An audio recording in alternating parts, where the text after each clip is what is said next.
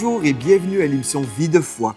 Aujourd'hui, nous poursuivons dans notre étude sur la protection divine et nous avons parlé hier du rôle des anges et de la louange dans une église locale. Aujourd'hui, on va parler du ministère des anges. Et c'est bien sûr dans le cadre de la protection divine, parce que nous réalisons que si Dieu nous protège, bien Dieu va utiliser ces créatures, les anges, qui sont des ministres en fait. Ils sont des esprits au service de Dieu pour nous, qui héritons du salut. Donc, c'est vraiment important pour nous de découvrir le rôle, le ministère des anges et aussi savoir comment nous pouvons coopérer avec ces créatures que Dieu a créées. J'aimerais vous dire, premièrement, au tout début de cette émission, je n'ai pas de culte, je ne fais pas de culte aux anges, je n'ai pas de relation avec des anges, simplement pour vous rassurer. Je sais qu'il y a parfois beaucoup de crainte dans le corps de Christ, parce que dès qu'on parle du surnaturel, les gens ont peur des démons. Et puis, en fait, on ne devrait pas avoir peur du surnaturel. Si nous sommes dans la lumière, nous marchons avec Dieu dans la lumière et nous avons une communion avec Dieu, le Saint-Esprit est avec nous, il nous dirige vers pâturage, il ne nous dirige pas vers l'occultisme, vers les régions de ténèbres. Le Seigneur est avec nous, il protège ses enfants spirituellement et physiquement. Donc, quand on parle de la protection divine, on doit comprendre que Dieu a vraiment des agents à son service qui sont là pour nous protéger. Et si on revient à la parole de Dieu, on va comprendre en fait qu'il y a deux mondes. Il y a le monde des ténèbres, il y a le monde de la lumière. Et dans Éphésiens, chapitre 6, au verset 12, il est écrit « Car nous n'avons pas à lutter contre la chair et le sang, mais contre les dominations, contre les autorités, contre les princes de ce monde de ténèbres, contre les esprits méchants dans les lieux célestes. » Quand nous parlons de ces esprits méchants, nous parlons en fait de démons.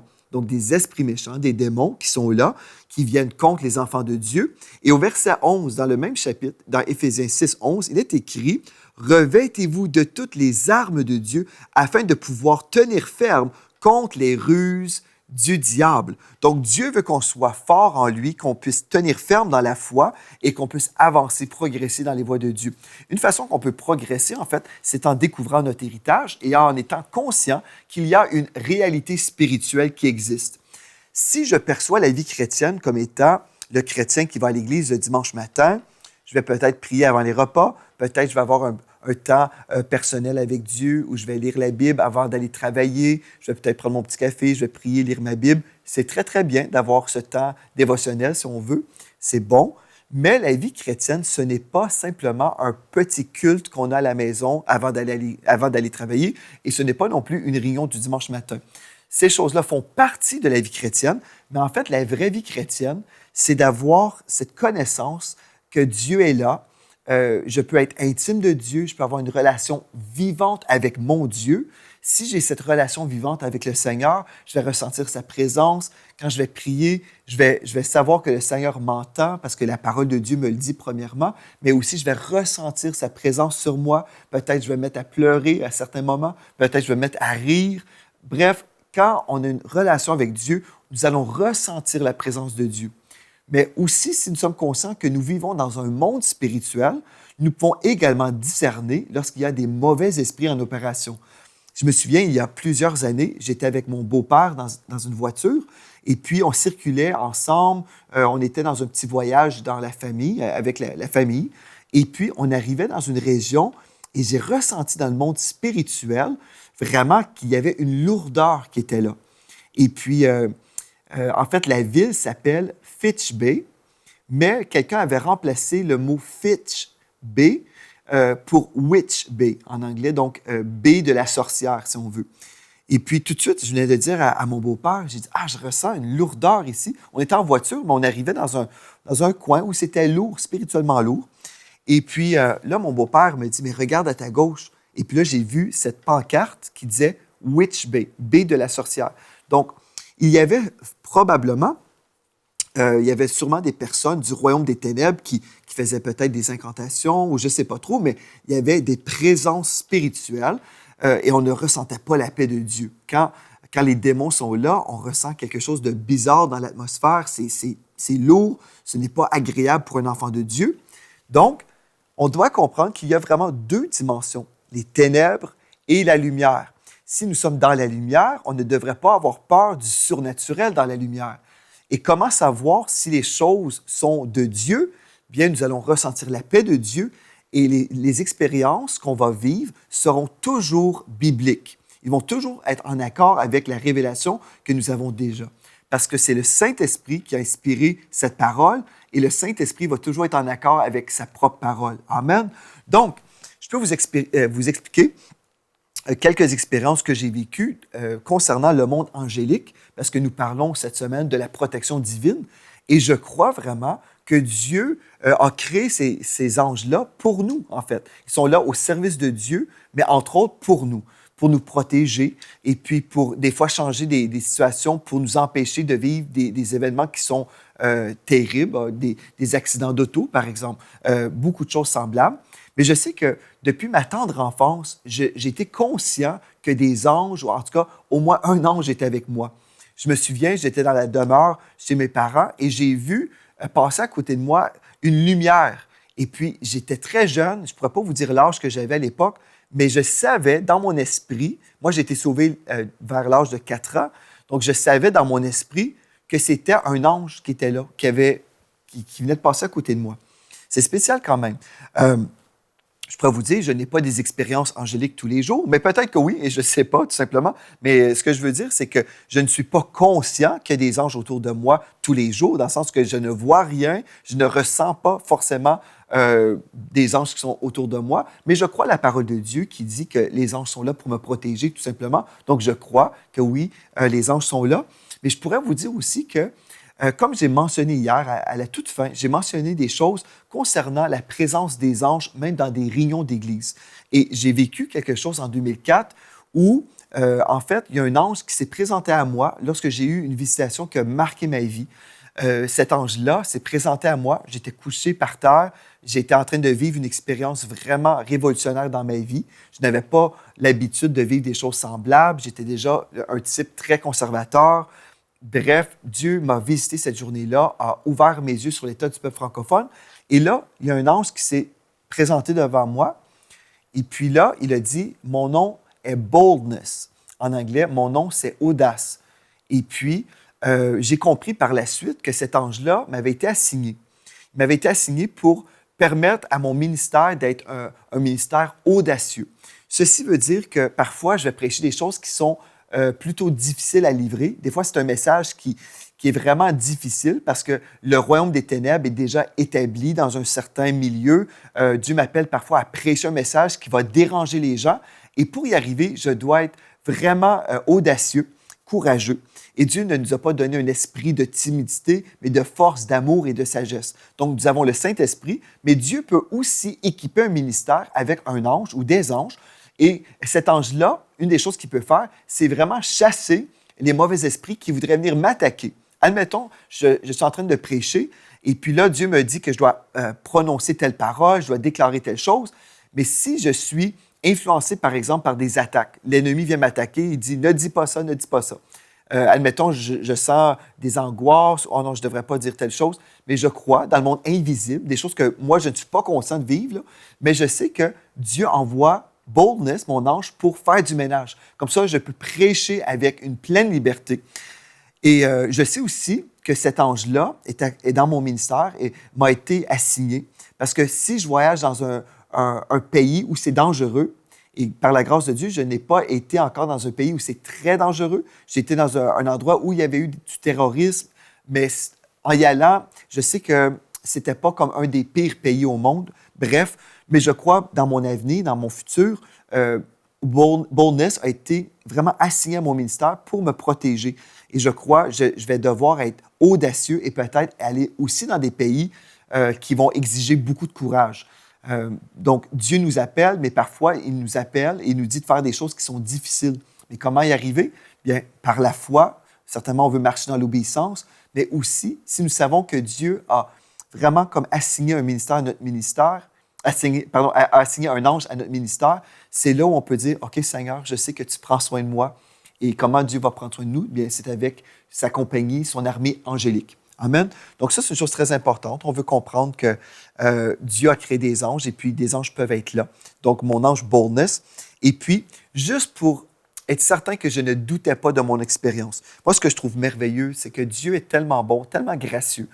Vous savez, on peut vivre des expériences surnaturelles et après, le diable peut venir et dire, mais tu t'es inventé ça, tu as imaginé telle ou telle chose, mais juste pour être certain que je ne pouvais pas douter, comme j'ai vécu cette expérience-là, l'ange Boldness me dit, My name is Boldness. Mon nom, c'est Audace. Bien, immédiatement après, dans la prédication, le prédicateur a dit, ce soir, je vais prêcher sur le thème de l'audace. Tout de suite, j'ai entendu l'ange le dire et immédiatement, dans la réunion, le pasteur a répété en fait le mot boldness ou audace.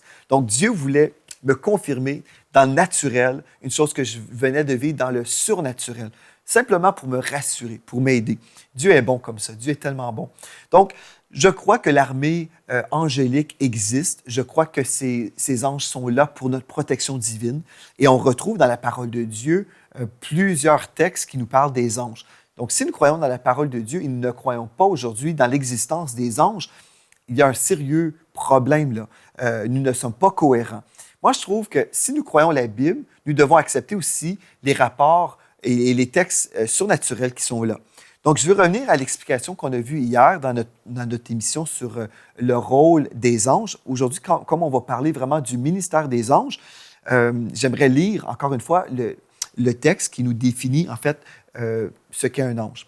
Donc, dans Hébreux, chapitre 1, au verset 13 et au verset 14, il est écrit « Auquel des anges a-t-il jamais dit « Assis-toi à ma droite jusqu'à ce que je fasse de tes ennemis ton marchepied » Au verset 14, en parlant des anges, ne sont-ils pas tous des esprits au service de Dieu, envoyés pour exercer un ministère en faveur de ceux qui doivent hériter du salut? Donc, encore une fois, un ange, c'est un esprit au service de Dieu, mais il est aussi au service des hommes. Pourquoi? Mais quel homme? Envoyé pour exercer un ministère. Donc, un ange a reçu de Dieu un ministère pour nous, en faveur des hommes là, qui doivent hériter du salut. Donc, je crois aussi que Dieu connaît toutes choses à l'avance, certainement, connaît le début et la fin. Dieu est omniscient, il connaît toutes choses. Et même si nous avons un héritage en Christ, comme nous sommes sauvés, je crois aussi que Dieu connaît à l'avance ceux qui vont l'accepter. Donc, il y a des gens qui ne sont pas encore dans les voies de Dieu et eux aussi, ils peuvent bénéficier en fait d'une protection. C'est assez particulier. Typiquement, si quelqu'un ne veut rien savoir de Dieu, quelqu'un est perdu et Dieu le sait à l'avance aussi, bien, il ne bénéficie pas de cette protection ou du sang de Christ, certainement pas. Donc, si nous sommes perdus et nous refusons Christ, nous ne pouvons pas dire, bien, j'ai des anges qui me protègent, parce qu'en fait, Dieu a promis cette protection aux enfants de Dieu. Mais en même temps, puisque Dieu est en dehors du temps, il sait déjà qui va être un enfant. Il sait déjà qui va faire partie de sa famille royale. Donc, je crois aussi que certains inconvertis bénéficient en fait d'une protection angélique. C'est tellement merveilleux. Dieu est tellement bon. Dieu connaît toutes choses. Il est tellement merveilleux et il aime ses enfants. Et puis, sa parole nous révèle très clairement ici que ces anges-là sont au service de Dieu pour nous. Et puis, ce qu'on peut faire maintenant, c'est comprendre certaines choses que les anges vont faire dans cette armée spirituelle. Donc, on croit tout le monde, j'espère que vous êtes tous en accord. Oui, les anges existent aujourd'hui. Et puis, les anges existent même dans nos réunions d'église. Amen. Donc, on a vu hier, certainement, une chose qu'on ne va pas tout répéter, mais les anges, en fait, participent à la louange. Amen. On a vu Paul et Silas dans Actes 16, versets 25 et 26. Nous avons vu ici que Paul et Silas louaient leur Dieu. Ils ont vécu ensuite un miracle. Ils ont été libérés de leur prison. Et puis, on peut voir aussi dans la parole de Dieu que si nous croyons, nous pouvons voir et expérimenter la gloire de Dieu. En fait, la présence de Dieu peut se manifester dans une réunion.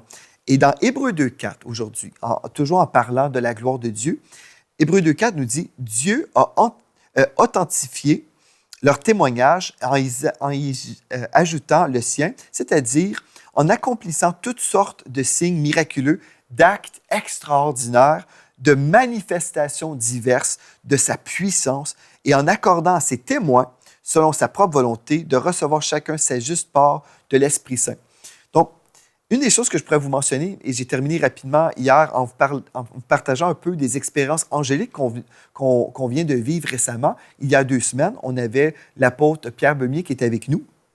Et puis, il a ressenti, il a vu en fait à sa droite un ange qui était dans notre réunion. Et il a vu vraiment cet ange-là. Et puis, au restaurant, il nous partageait ce qu'il avait vu.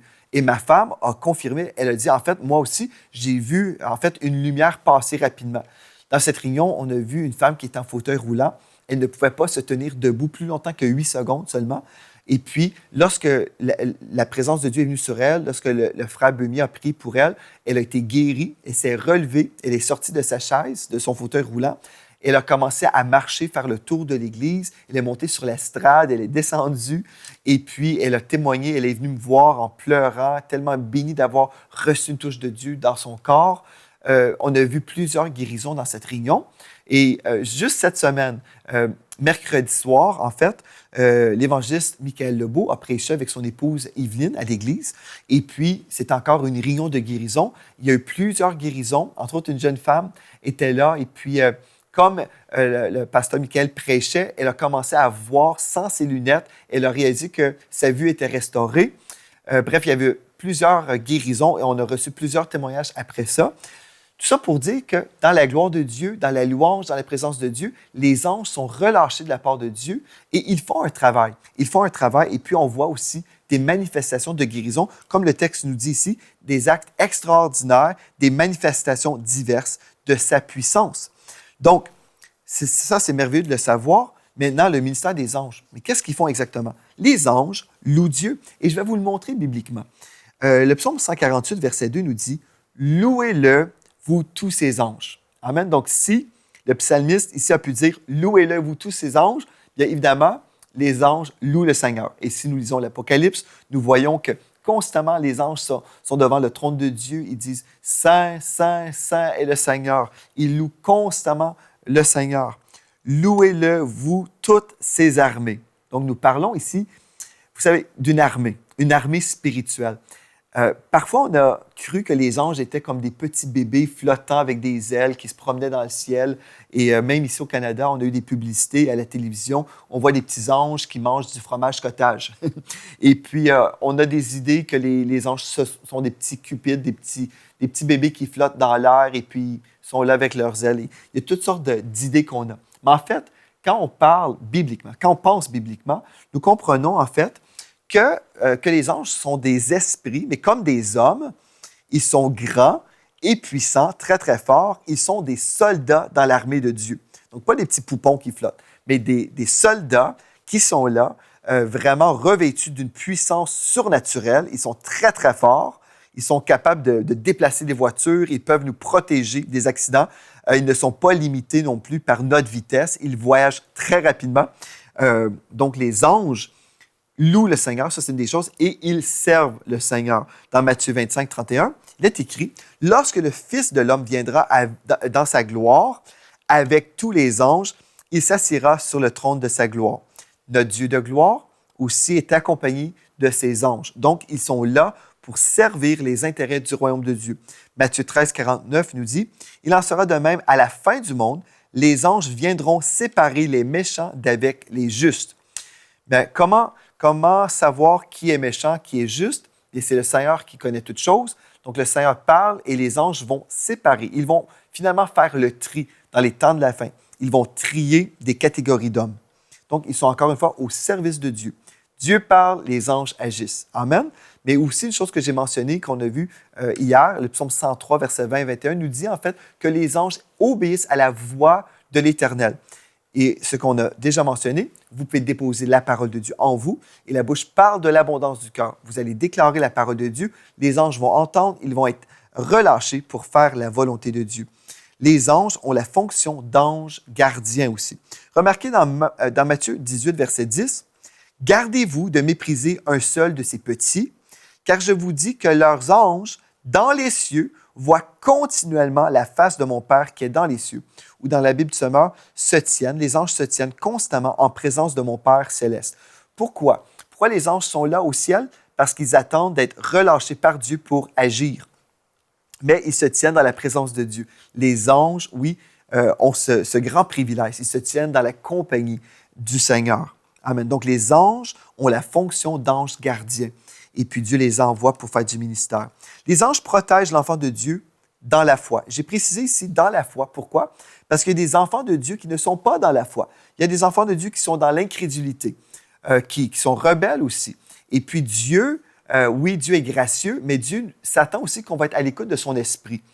Quand Dieu nous parle, par exemple, il nous dit, prends tel chemin, prends telle sortie, prends un détour, fais ceci, fais cela.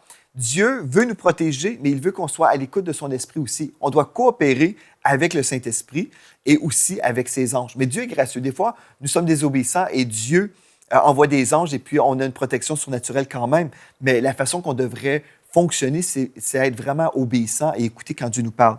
Les anges protègent l'enfant de Dieu dans la foi. Le psaume 34, verset 7 nous dit « L'ange de l'Éternel campe autour de ceux qui le craignent. » Si on craint Dieu, Dieu protège, n'est-ce pas? Il les arrache au danger. Gloire à Dieu. Dans Daniel, chapitre 6, verset 22, il est écrit « Mon Dieu a envoyé son ange et a fermé la gueule des lions qui ne m'ont fait aucun mal parce que j'ai été trouvé innocente devant lui et devant toi non plus. » Donc ici, on retrouve Daniel.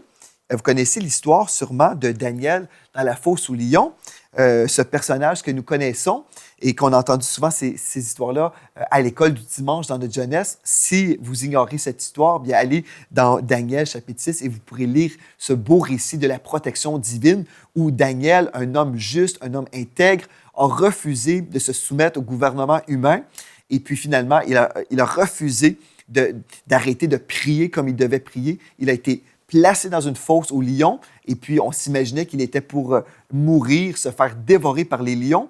Mais non, ce qui s'est produit, mon Dieu, Daniel a dit, mon Dieu a envoyé son ange et a fermé la gueule des lions. Gloire à Dieu. Donc, les anges sont puissants aussi. Et dans le psaume 91, verset 9 à 11, en fait, je vais vous lire juste verset 11, il est écrit, Dieu ordonnera à ses anges de te garder dans toutes tes voies. Voyez-vous, Dieu ordonne à ses anges, va faire ceci, va faire cela, va protéger mon enfant, va protéger mon bien-aimé. Et les anges, comme on a déjà mentionné, écoutent la voix de l'Éternel dans notre bouche. Donc, qu'est-ce qu'on devrait avoir dans notre bouche? Bien, dans Romains 10, verset 8, il est écrit, « La parole est près de toi. » La parole de Dieu là, est près de toi, dans ta bouche et dans ton cœur. Donc, on devrait être conscient de l'importance de déposer cette parole dans nos cœurs. Parce que aussi, dans 2 Corinthiens 4, 13, l'apôtre Paul a dit, « Nous avons le même esprit de foi qui est exprimé dans cette parole de l'Écriture. J'ai cru, c'est pourquoi j'ai parlé. Nous aussi, nous croyons, c'est pour cela que nous parlons. » Donc, je dois être conscient pour plein de raisons. La vie et la mort sont au pouvoir de la langue, donc je dois vraiment comprendre cette doctrine de base pour la vie chrétienne. Si je me maudis constamment, bien, je suis en train de semer dans la mort et je vais récolter la corruption dans ma vie. Mais si je comprends, OK, je vais semer dans la vie, je vais semer des promesses de Dieu dans ma vie et je vais activer la gloire de Dieu dans ma vie, alléluia, j'ai ce droit, j'ai cette autorité spirituelle pour le faire. Mais en même temps, je comprends aussi que mes paroles seront vraiment des outils entre les mains de Dieu et entre les mains des anges pour agir, pour faire du ministère auprès de ma famille, auprès de moi-même, auprès de mon Église. Vous comprenez, c'est tellement important, ça. Et plusieurs chrétiens passent leur temps à déclarer tout ce qu'ils vivent en ce moment, et en fait, ils ne veulent pas vivre ce qu'ils vivent. Et Dieu ne nous dit pas, dites ce que vous voyez, dites ce que vous vivez constamment, mais dites plutôt ce que vous voulez voir. Et dans Marc 11, versets 22, 23, 24, vous pourrez lire le texte à la maison, mais en fait, nous devons parler à la montagne, pas la décrire. Souvent, les gens sont là, « Ah, c'est difficile, les choses vont mal, je suis pauvre, je suis malade, je suis comme ci, je suis comme ça, je suis déprimé, ça va mal à l'église, ça va mal dans mon couple, ceci va mal, ceci va mal. » Finalement, je suis en train de déclarer peut-être ma réalité, mais Dieu ne nous dit pas de parler à propos de notre montagne, de décrire notre montagne. Il dit, parle à la montagne, commande à cette montagne de se jeter dans la mer. Une des façons qu'on peut commander une montagne de dette, par exemple. On veut que cette montagne de dette quitte notre vie. Bien, au nom de Jésus, je déclare que cette montagne quitte ma vie maintenant.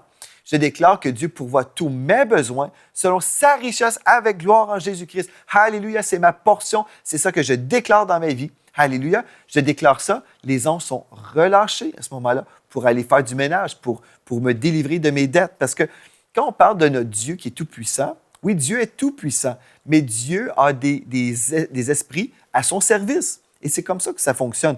Donc, si nous ne sommes pas conscients de cette réalité spirituelle, on peut passer à côté de beaucoup de choses. Dans Ecclésiaste 5, verset 6, beaucoup de vaines rêveries aboutissent à beaucoup de paroles en l'air. C'est pourquoi éprouve un grand respect pour Dieu. Donc, c'est ça, il y a beaucoup de paroles en l'air. Les gens ne comprennent pas souvent que chacune de nos paroles sont des semences spirituelles. En fait, chaque parole contient une puissance, soit une puissance négative ou positive.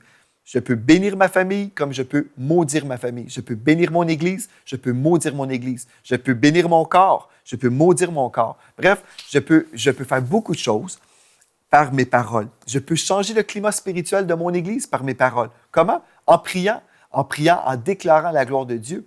Vous verrez si vous trouvez ça difficile dans votre Église, si vous trouvez ça lourd, si vous ressentez qu'il y a un esprit de division, bref, vous pouvez commencer à déclarer ce que vous voulez voir, ce qui est en accord avec la parole de Dieu. Et comme l'Esprit de Dieu va travailler dans votre Église, il va restaurer des choses, vous allez voir la gloire de Dieu. Et aussi, vous pourrez bénéficier dans votre Église d'une protection spirituelle que Dieu voulait. Si le diable voulait amener une division, bien, gloire à Dieu, la présence de Dieu va exposer des choses, le Seigneur va révéler des choses, et là, ce qui va se produire, ce qui est merveilleux, c'est que Dieu va garder votre Église dans l'unité. C'est une autre forme de protection divine. Cette semaine, nous parlons de la protection divine et souvent, on pense à cette protection physique et on dit gloire à Dieu pour cette protection physique. Mais il y a aussi une protection spirituelle que Dieu veut vous donner dans votre Église, même dans votre relation entre époux et épouse. Dieu veut vraiment vous protéger et il va utiliser des anges pour vous aider justement. Mais je vous rappelle, en terminant cette émission, ce n'est pas une question d'avoir une relation avec les anges. Je n'ai pas un culte aux anges, comme j'ai dit au tout début de cette émission.